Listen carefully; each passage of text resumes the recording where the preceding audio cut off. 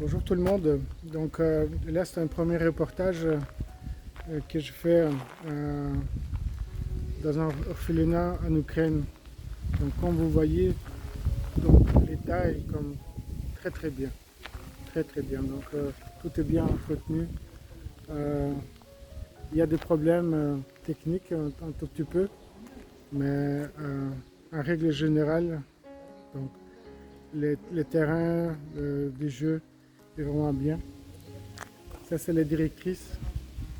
J'ai discuté avec elle pendant 30 minutes des situations. Puis euh, moi je suis vraiment émotif maintenant parce que je veux vous montrer les enfants qui sont...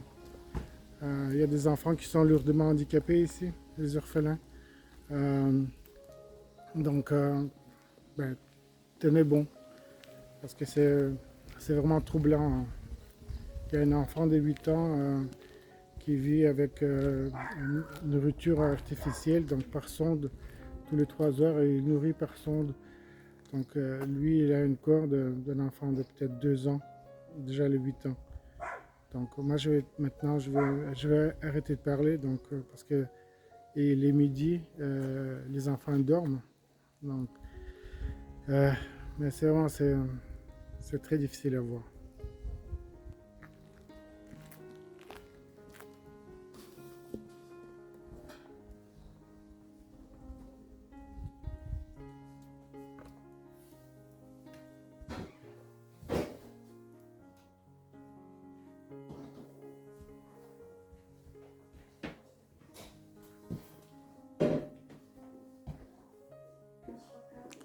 Ça, c'est la cuisinière. Regardez, tout est propre, les planchers sont propres.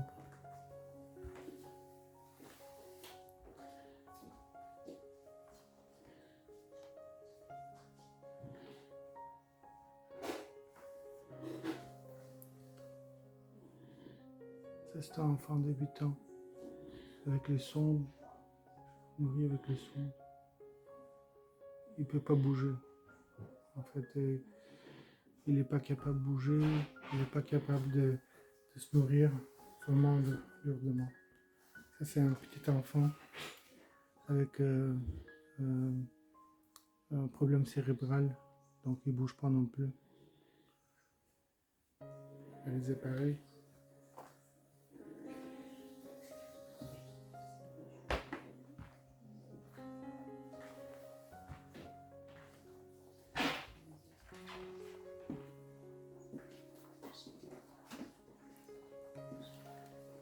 C'est le dortoir des enfants. Il y a des enfants qui ne dorment pas, il y a des enfants qui dorment déjà.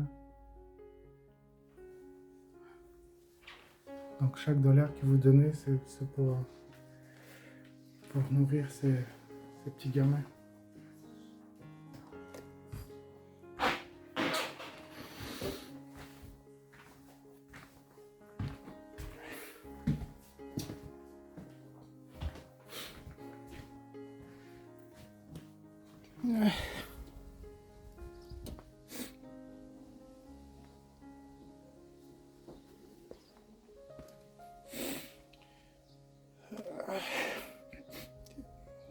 Excusez-moi.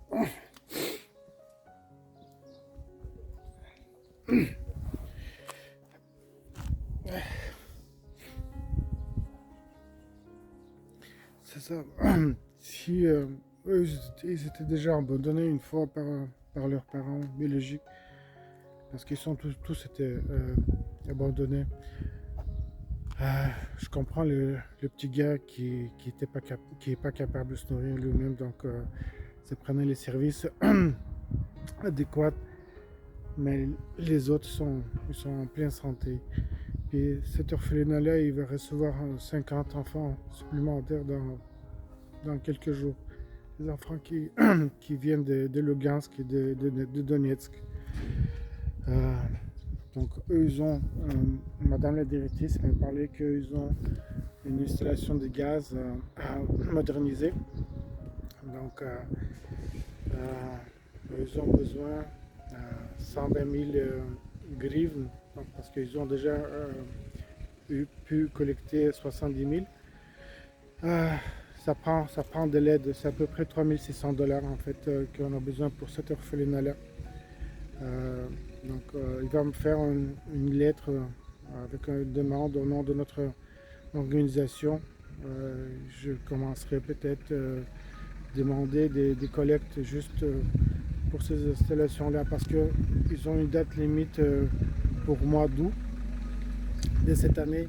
Sinon, ils vont être coupés des installations de gaz. Donc, le gaz de chauffage et de cuisine. Donc, et peu importe les clients, donc les fournisseurs, eux, ils ont donné 4 fois l'éloignement des délais. Les derniers délais, c'est pour le mois d'août. C'est ça.